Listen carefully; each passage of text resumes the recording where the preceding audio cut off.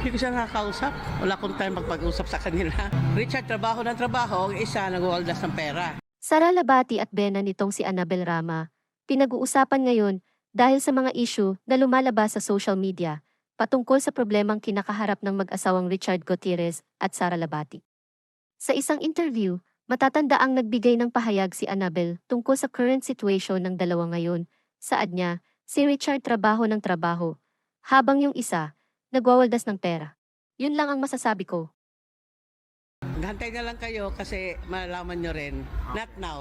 Naibahagi din niyang sa Japan sila magpapasko hanggang New Year, lahat sila magpapamilya ay doon magse-celebrate. Maliban nga lang daw sa isa, which is ang hinala ng mga tao ay Sara Labati ang tinutukoy nito. Wala pa ding inilalabas na komento si Sara Labati at super tahimik nito ngayon at recently, nag-post lang ito ng grateful sa kanyang Instagram account.